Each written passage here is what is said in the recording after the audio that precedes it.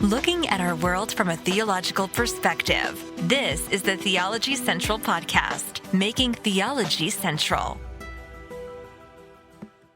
Good morning, everyone. It is Monday, March the 21st, 2022. It is currently 9:50 a.m. Central Time, and I'm coming to you live from Abilene, Texas. Now, one of the things I love to do on this podcast is to try to look into the future and figure out where the church is going. What problems is the church going to face? What is the greatest dangers facing the church? What do I feel is the current state of the church, and what does that mean for the future? And many times when I turn on the microphone to talk about that, I find myself in major disagreement with other maybe Christian podcasters and other Christian programs that talk about the future of the church. They will point to certain things that they think that's the danger. That's the thing that's going to tear the church apart. That's the thing we need to be the most worried about. And I tend to take a different perspective, or at least offer an alternative perspective.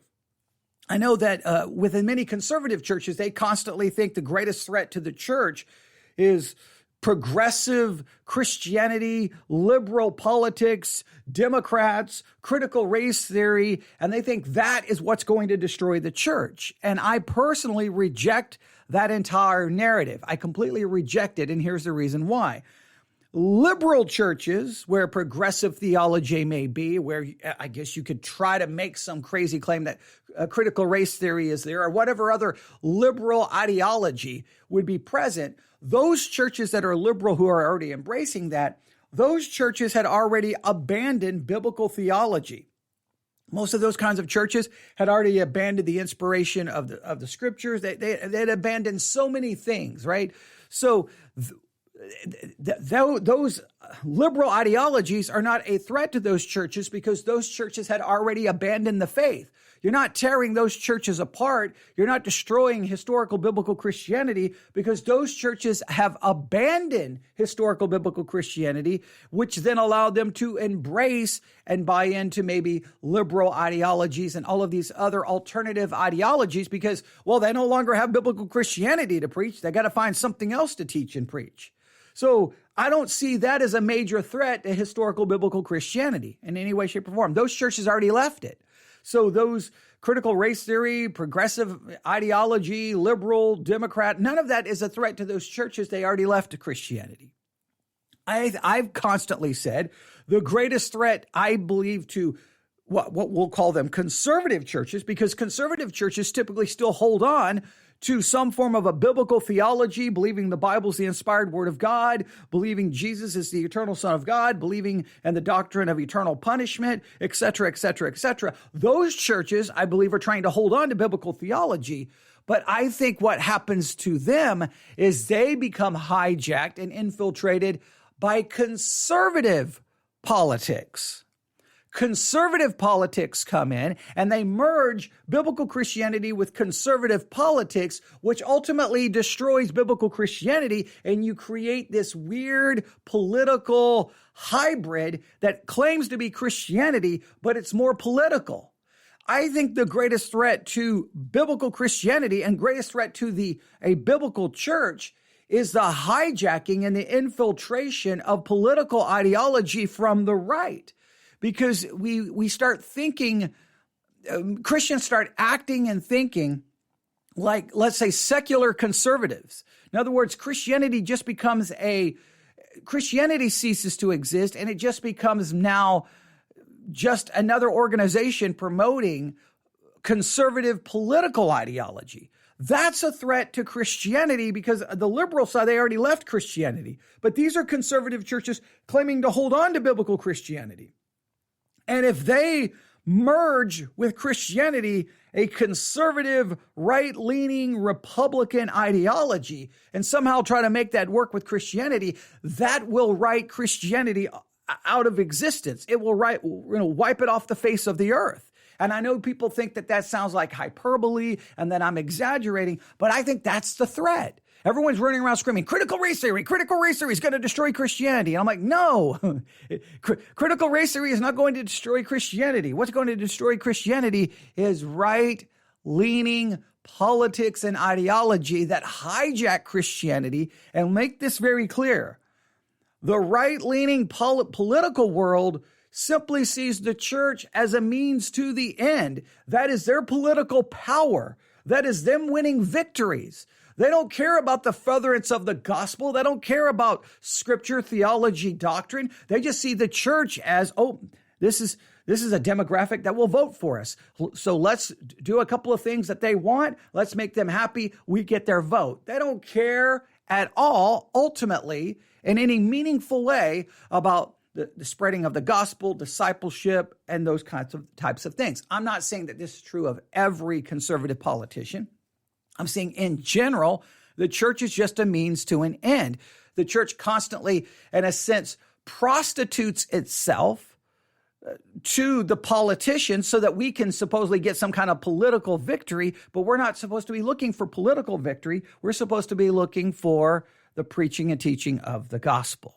So whenever I give my kind of thoughts of where I think the church is going, I tend to find myself in massive disagreement. But at least, hopefully, people are willing to hear a different perspective, an alternative perspective. And I think time will ultimately prove whether I'm right or whether I'm wrong. But I tend to try to follow my own path and not just, this is what I'm supposed to say, because every Christian podcast is critical race theory, is liberals. And it's like, well, I think we're missing the point. But because I'm constantly looking for that kind of thing, I wanted to run up here this morning because I'm here in my the upstairs room here in my house. I wanted to run up here really quick and talk about, the future of, the Southern Baptist Convention. The Southern Baptist Convention. Now, if you do not know, the Southern Baptist Convention is obviously, I know you know this, a Christian denomination based in the United States. Now, this is very important. It is the world's largest Baptist denomination and the largest Protestant denomination. Southern Baptists is the largest Baptist denomination and the largest Protestant denomination.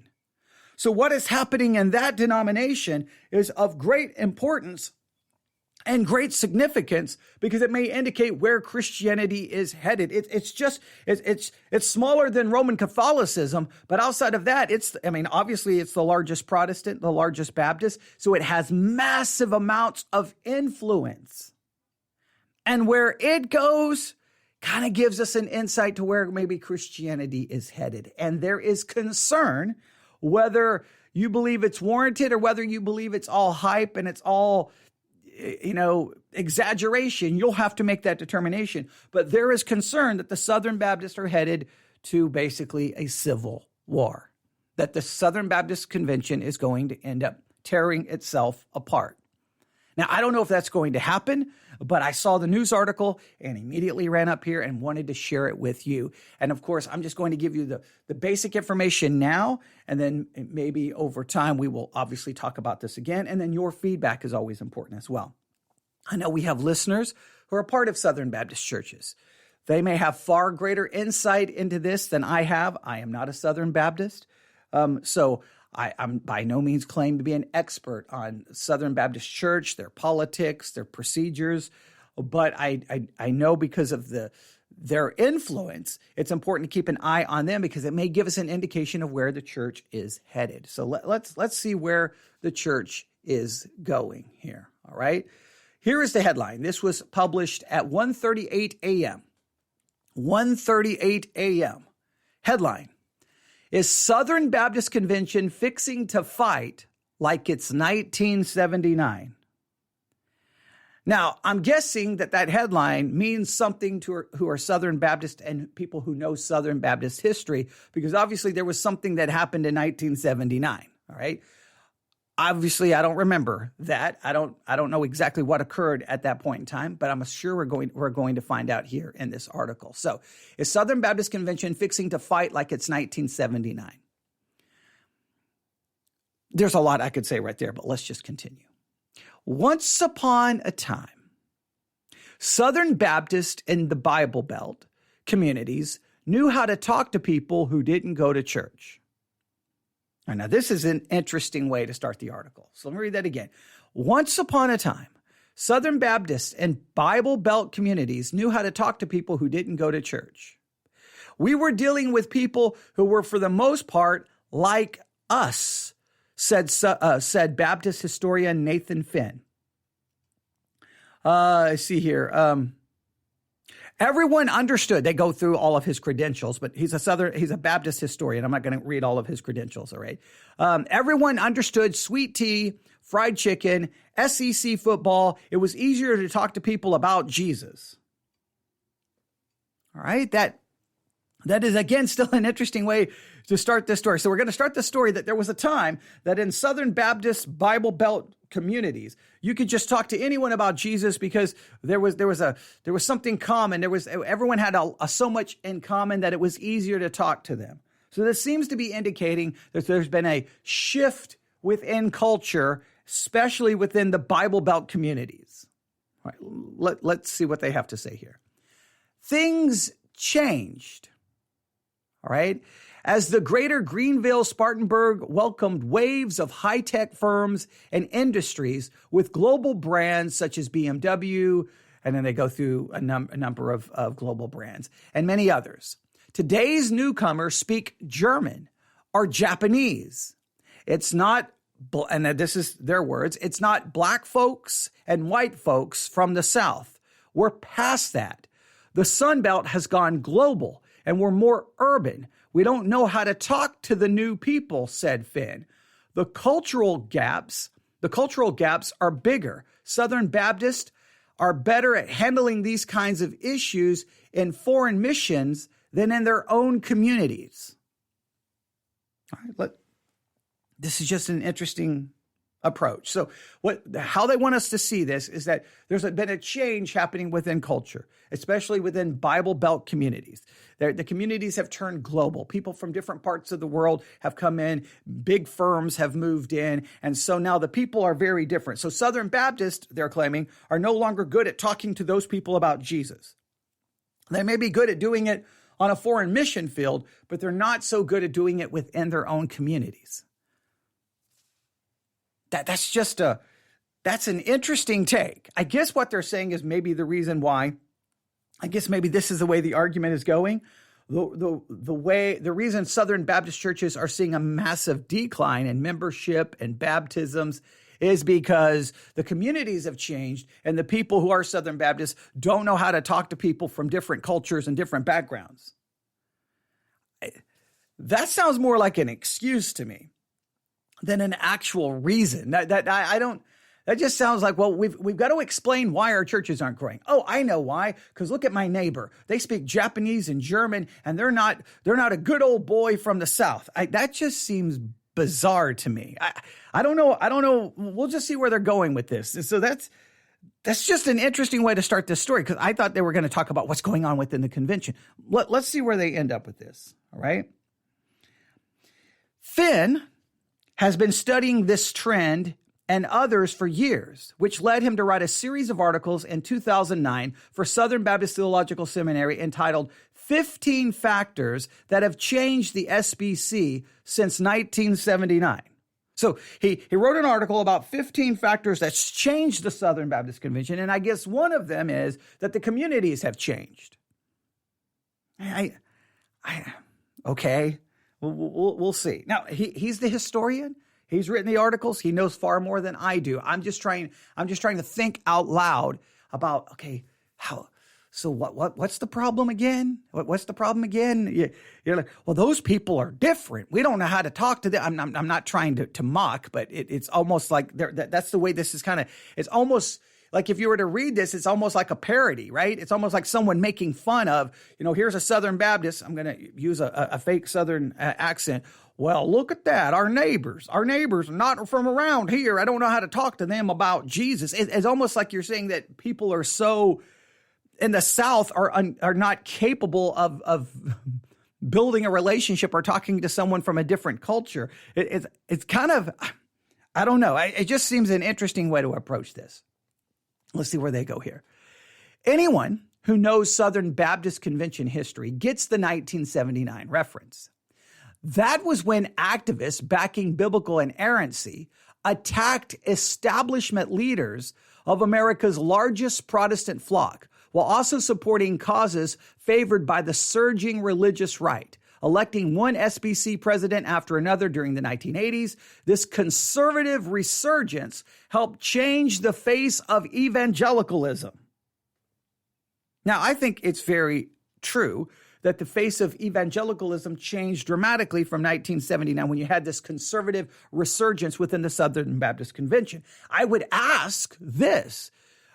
On one hand, so let me make a statement first. On one hand, I agree that there was a conservative theological resurgence that started taking a stance for the inerrancy of Scripture, the inspiration of Scripture, so some major important theological issues. But I think along with this conservative insurgence, now I'll ask it as a question, do you feel that a lot of that conservative resurgence wasn't theological, it was political? It was about political power, political solutions, and fighting the culture war from a political standpoint, not a theological one. I believe that one of the big things that started happening, especially as you move into the 80s, 90s, and especially when you get into the 2000s, that was the beginning of the political hijacking of one of the largest the largest Protestant denomination. Maybe it starts in 1979. Maybe, right? They go on to say, there are signs, now this is important, there are signs that a second Baptist civil war may be ahead. Now, that's a pretty bold statement, that a second Baptist civil war is headed our way, or headed their way, I should say. It's headed our way because obviously it could impact all of Christianity in some way, shape, or form. Why do they think that? This is what they have to say. A key moment came on March the 1st when Southern Baptist Convention President Ed Litton of Alabama said he would not, as he became the norm, seek a second term. Now, let's stop right here. Now, I'm still baffled and confused by the whole Ed Litton thing in the first place, right? He becomes the president, and it becomes immediately known and exposed that on Ed Litton's church's website, they had a completely fraudulent definition of the Trinity. Completely fraudulent. It's completely heretical. We talked about it here on this podcast, and it was completely messed up. When it was exposed, nothing was really done other than his church just deleted the controversial part, just immediately changed their doctrine like within 30 minutes. Boom, just deleted it. He never really gave any definitive answer or response to what do you actually believe about the Trinity? And the Southern Baptists didn't really care what he believed about the Trinity. There was also the accusations of plagiarism, but nobody seemed to care about plagiarism or a false understanding of the Trinity. I guess that doesn't matter to Southern Baptists. That was, to me, that already was problematic, right? But he's not going to run for a second term. He's not going to run for a second term, which I guess is becoming the norm. People now are just going for one term and then they're done, which could create a lot of instability. But okay, let's continue. Last June, he narrowly defeated a pastor from the Conservative Baptist Network, a new coalition that insists SBC leaders have become too woke on critical race theory, the role of women, COVID-19 policies, and the other fault lines in American life. Now, please note, here's someone who's conservative, and what is he concerned about?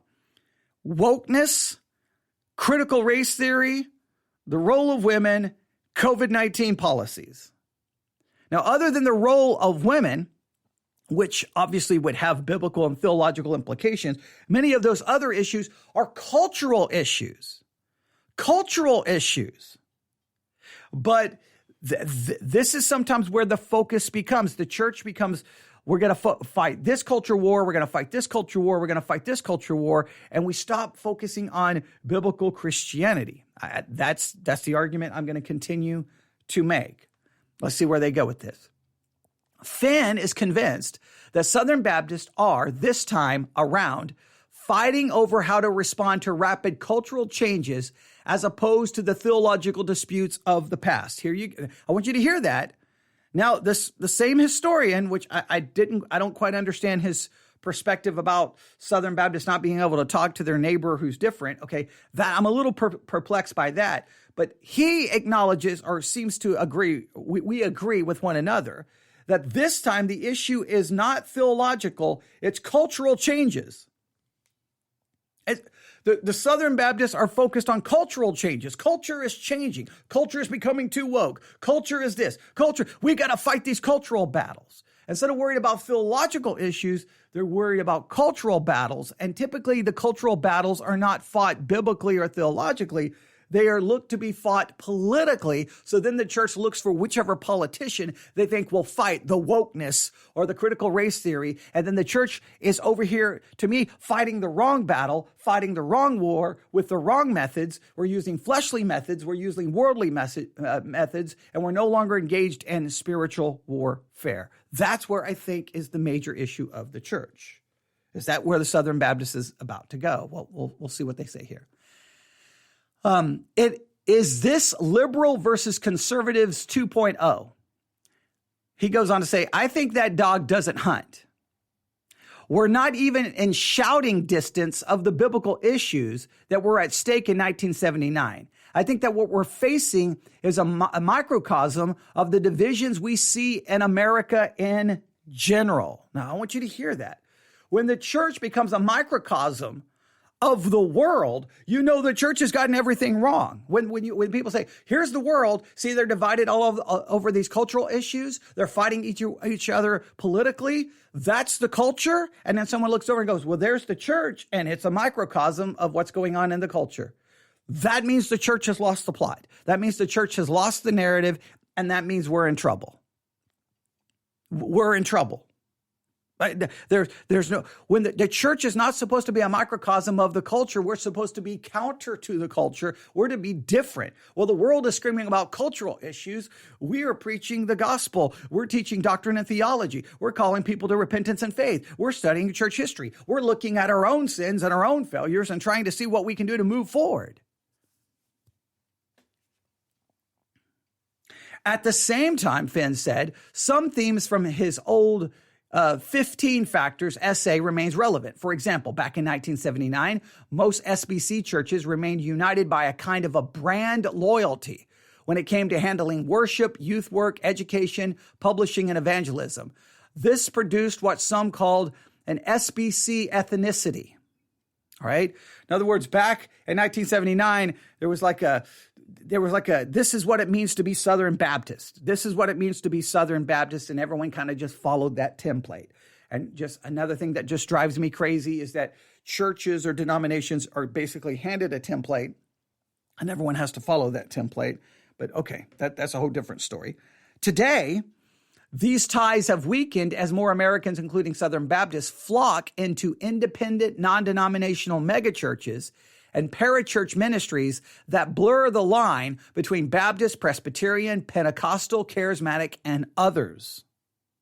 Now, there's a massive move for people to flock into basically ministries, churches that have blurred the lines theologically. In other words, theological lines have become blurred. People are erasing the theological lines.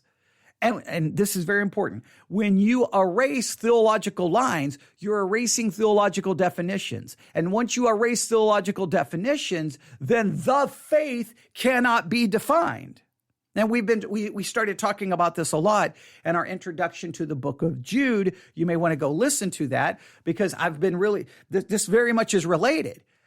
I believe that one of the issues is we have to define the faith. The faith has to be defined. This is the faith. That is not the faith. But if you start erasing any theological lines between a charismatic and a Baptist, between a Baptist and a Presbyterian, then, well, now it just becomes what? Christianity becomes defined as what? Just some nebulous, vague thing? Well, that's the beginning of the end of writing biblical Christianity off the pages, off the face of the earth. I mean, really. Many of these churches are post-Baptist, noted Flynn, I should say. I keep saying Finn, but it's Flynn, F-L-I-N-N. I apologize. If you visit them, you'll find that their leaders are graduates of SBC schools, but they have moved on to do their own thing. In other words, many Baptist churches are post-Baptist. Baptist distinctives are gone. Let me give you an example, all right? I'm upstairs, all right? If I go to the window, I can look down and I see the street right there next to my house. If I get in go get in my car, pull out into that street, go down the street. When I get to the stop sign, take a right, and I'm on Beltway Park Road, I think is what it's called. If I go down 5 minutes, maybe 6 minutes, I'm going to see a big megachurch, Beltway Park, or called the Park for short. It used to be called Beltway Baptist, is what it used to be called, but Beltway Baptist turned into the Park. The Park. It has a southern campus and a northern campus. It has it's the mega church here in the local area. Now, it's supposed to be a Baptist church. There's nothing Baptist about it. It's basically a charismatic church. It's charismatic. That's what it is. It's a charismatic non-denominational church that somehow was connected with the Southern Baptist Convention. I don't know if maybe they're still connected to the Southern Baptist Convention. Maybe they've removed their connection. But if they're connected to the Southern Baptist Convention, then the Southern Baptist Convention has a charismatic church that has basically lost its Baptist distinctives. That is what's happening in many Southern Baptist churches. They're post-Baptist. They're no longer Baptist. They're this kind of, non-defined evangelical with major charismatic influence. Well, once again, you're no definitions. Then Christianity just becomes what? All right. So I'm glad that they acknowledge that. Then there was the passage from the 2009 sociologist and historians note that over the course of the 20th century, the South slowly became part of America again. It took the civil rights era to complete the process. White Southerners either voluntarily changed their minds about race relations, were shamed into changing their minds, or at least submitted to the new status quo. Maybe they didn't want to, but they ultimately had to submit.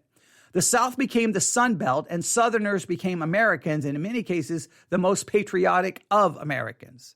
Today, many SBC churches are Black, Latino, Asian, or multicultural, with leaders that are conservative theologically but have different approaches when addressing hot-button issues such as institutionalized racism and a tense America.